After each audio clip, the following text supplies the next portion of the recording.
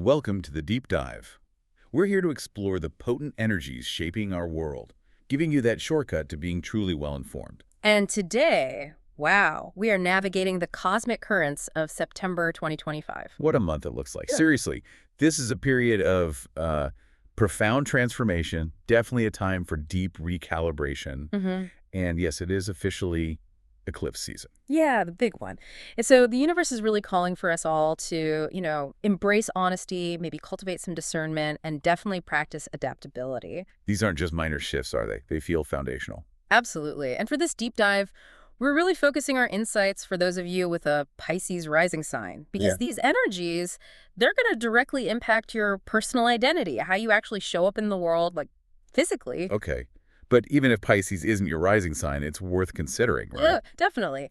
Think about how these themes might resonate. If Pisces is your sun sign, that could affect your career, your purpose. Or your moon sign. Exactly. That would influence maybe emotional shifts, things happening on the home front. Lots to consider. Okay, let's unpack this for our Pisces risings then. Because this month, you really are at the forefront of some incredible cosmic stuff. September 2025 is set to be a deeply, deeply significant time for you. And the main events, no question, are the eclipses. Yes. Eclipses are known for bringing about those, well, fated changes.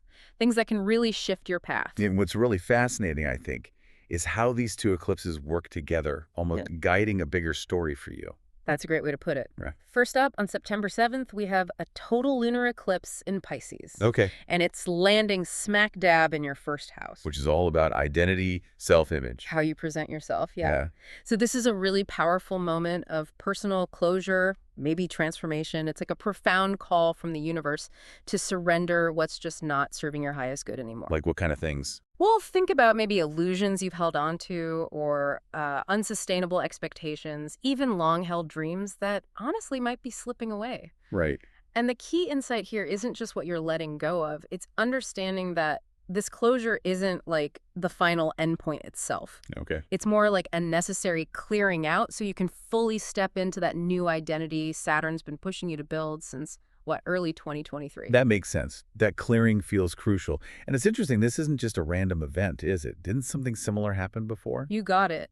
This lunar eclipse actually echoes themes that first popped up around September 18th, 2024. Ah, okay. So this is actually the second eclipse in your Pisces first house. That makes it a really powerful turning point on your personal journey. So what does that repetition mean? Like for this specific eclipse? It means things are intensifying. If we connect this to the bigger picture, this eclipse is a pivotal marker because what you face now, what you work through, is really going to help shape the story for the final Pisces eclipse. Which isn't for a while. No, not until August 2026. That's when this whole major cycle of growth, identity shifts, and karmic redirection finally wraps up. Wow. So think of this September 7th eclipse as like a critical crescendo. It's asking you to consolidate, integrate the lessons before that final act closes. Okay, like a mid-season finale, setting up the big conclusion. Yeah. Got it. Then, just 2 weeks later, September 21st, we switch gears. A partial solar eclipse in Virgo, this time landing in your 7th house. Which is relationships, partnerships, those one-on-one dynamics. Exactly. And this one's special. It's at the critical 29th anaretic degree in Virgo. That sounds significant. What does that degree mean? Well, for those maybe less familiar, that specific degree often signals a powerful culmination, like a final urgent push or a really significant completion right before a totally new cycle kicks off. Okay. And it's in Virgo, in the house of partnerships. Right. Virgo is usually about health, work, service, daily routines. But here, in your 7th house, it shines a bright light on your closest relationships. So it raises a big question then. It does. How ready are you, really, to get real? To reassess, maybe reset your priorities within your partnerships? This eclipse is a potent moment to plant some purposeful new seeds in those connections. So new beginnings. Could this mean, like, formalizing things? Potentially, yes. It could initiate or even formalize significant partnerships, maybe marriage, a serious romantic step, Or even a professional collaboration that suddenly takes on new importance. That sounds like quite a bit happening in relationships. Is there anything helping us through that intensity? Actually, yes. What's great is that during this specific solar eclipse, Mercury and Venus are in what we call mutual reception. Okay, what's that? It just means they're in each other's ruling signs. So Mercury is in Libra, which Venus rules, and Venus is in Virgo, which Mercury rules. Oh, well, like they're helping each other out. Exactly. It creates this really strong, supportive feedback loop for communication and connection. It brings clarity, compassion, and practicality to your discussions, makes navigating these big relationship changes feel smoother, more collaborative. That's definitely helpful. So big relationship shifts. But the cosmic recalibration doesn't stop there, does it? Not even close. As if those eclipses weren't enough. Right. Saturn is making its final test run through your sign. On September 1st, Saturn actually retrogrades back into Pisces, right into your first house again. For its last pass until 2026. That's it. Think of it as, well, maybe not a joyous visit, but definitely a crucial revisit. Maybe not joyous, no. A revisit to your personal goals, responsibilities, those weighty decisions you've been grappling with since Saturn first landed in Pisces back in March 2023. So what's the point of this final look back? Well, this final retrograde eyes Saturn's ultimate purpose in this whole transit. It's here to prompt one last, really honest look at where you've been asked to grow through discipline, through patience, through acceptance. It's like a final exam. It absolutely is. The question is, have you truly learned the lessons? This is a powerful moment to get profoundly honest with yourself, to reflect, take accountability, especially around personal boundaries and your self-image. And it's important to really use this time. Oh, it's crucial. Use this final pass to lock in that growth. Because once Saturn enters Aries in early 2026, the focus snaps very quickly to your values, your money, your self-worth, your second house. So you want that solid foundation in your identity first. Exactly. You don't want to step into that new phase feeling shaky about who you are. That emphasis on accountability, boundaries, it feels really key here. What's the biggest hurdle people face trying to lock in those lessons, especially when Saturn's retrograde? Good question. Often it's the temptation to just slip back into old, comfortable patterns, or to avoid facing some uncomfortable truths about where maybe we've been too permissive or lacked self-discipline. Yeah, avoidance is easy. It is. The challenge is truly accepting the growth you've actually achieved and committing to it moving forward. Instead of letting lingering illusions or old habits pull you back, it demands a really deep, unvarnished self-assessment. Powerful advice. Okay, so we've got the stage set with these huge eclipses and Saturn's final pass.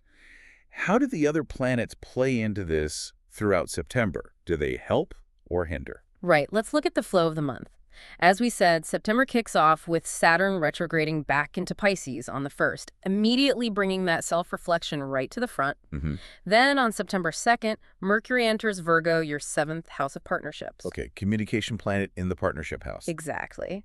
And Mercury loves analytical Virgo. So interactions with significant others, partners, can become much clearer, more analytical.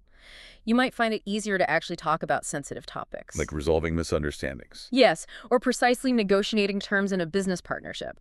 Formalizing things with better clarity, more attention to detail. Sounds productive. Yeah. But, the very next day, September 3rd. Yeah, that clear communication gets a bit of a test. Yeah. Mercury in Virgo squares Uranus in Gemini. Okay, Uranus is in your 4th house of home and family, and a square means tension. Dynamic tension, a challenge, yeah. So this suggests potential for, let's say, unexpected disruptions between your relationships and your home life. Like what? For instance, maybe sudden news from a family member throws a wrench into partnership dynamics, or plans have to shift because of some unforeseen family obligation popping up. Okay, heads up for that. Then September 4th, more squares. Another one, Mars in Libra, that's in your 8th house of shared resources. Intimacy squares Jupiter in Cancer, which is happily in your 5th house of joy, creativity, romance, kids. So friction between shared stuff and fun stuff. Kind of. Caution is definitely advised here. Avoid impulsive financial decisions, especially if they're tied to romantic interests or kids or maybe a creative project you're excited about. Right. Enthusiasm is great, but those big emotional gestures could accidentally overstep boundaries in a relationship. So assessing intentions carefully is key. Got it. And then speaking of home stuff, September 5th, Uranus stations retrograde. Yes, Uranus stations retrograde in Gemini, again in your 4th house. This really underlines that theme of reconsidering your home life, your family arrangements. So maybe rethinking recent decisions. Could be reevaluating domestic choices, maybe renovations, making sure they really fit your current needs. Or you might get some sudden insights into family dynamics that push for deeper changes at home. Okay, quite a start to the month. Then we hit the lunar eclipse on the 7th. What happens after that, mid-month? Right after the intensity of the eclipse, we get some smoother energy on September 12th. The Sun and Mercury, both still in Virgo, form a lovely sextile with Jupiter in Cancer. Nextiles are good. Right. Opportunities. Yeah, ease, opportunity. This connects your 5th house, joy, creativity, and 7th house, partnership. So it brings this wonderful flow to partnerships, creativity, kids, romance, even entrepreneurial stuff. Nice. So maybe some joyful moments. Definitely. Could be really productive, happy times with creative or romantic partners, strengthening those bonds, or maybe creative collaborations involving kids or business ventures really blossom, bringing positive recognition, shared success. That sounds lovely. And the next day, September 13th. The Sun conjuncts Mercury in Virgo, still in your 7th house. A conjunction merges energies, so even more clarity, more insight into those close one-on-one partnerships. Prime time for resolving issues then. Absolutely. Great for resolving lingering relationship stuff through clear analytical talk or finding really practical solutions for joint projects with business partners. Okay. Then the 15th, another sextile. Yes. Venus in Leo, that's your 6th house of work. Daily routines, sextiles, Mars in Libra, in your 8th house of shared resources. So work and shared finances linking up smoothly. Suggests harmony, yeah. Effective negotiations around shared resources or finances may be at work. Could be a good time to advocate for better pay or resolve workplace conflicts diplomatically. Also points to just better cooperation on daily tasks, easing stress, boosting productivity. Good, good. But then, okay, September 17th, Mercury opposes Saturn. Mercury in Virgo, 7th house, opposes Saturn back in Pisces, your 1st house. Direct link, direct opposition. Oppositions mean tension, a pull between two things. Exactly.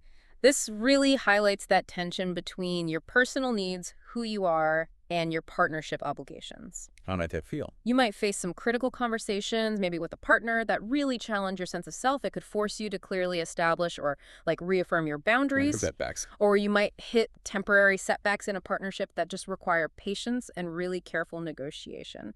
Definitely a moment to pause and be deliberate. Okay. Then Mercury moves signs on the 18th. Yes, Mercury moves into Libra, your 8th house. This shifts your focus towards shared finances, emotional intimacy, maybe deeper psychological topics. Libra brings diplomacy. It does. Conversations can become more diplomatic. You might find it easier to address sensitive money matters or emotional dynamics with more tact. Maybe negotiating financial agreements leads to more balanced outcomes. But there's a catch. There is. A word of caution. Mercury in Libra simultaneously opposes Neptune in Aries, which is in your 2nd house of personal resources. Uh-oh. Opposition between shared money and personal money, with Neptune involved. Yeah, that can add a layer of confusion, maybe misunderstanding, especially around money. Be really cautious about unclear financial agreements or any potentially misleading info. Double-check all the facts before you commit money or resources. That Neptunian fog can be tricky. That sounds like a really potent mix, potential for confusion, but also diplomacy. If someone's feeling that tension or the money fog, what's a concrete step? Focus on absolute clarity and direct communication, even if it feels awkward. Maybe write down your needs, your boundaries before you talk. And for the money. Get everything in writing. Don't make assumptions. Like I said, that Neptunian fog can make things seem too good to be true. Scrutinize the details. Okay. But there's an upside to that day, too. Yes.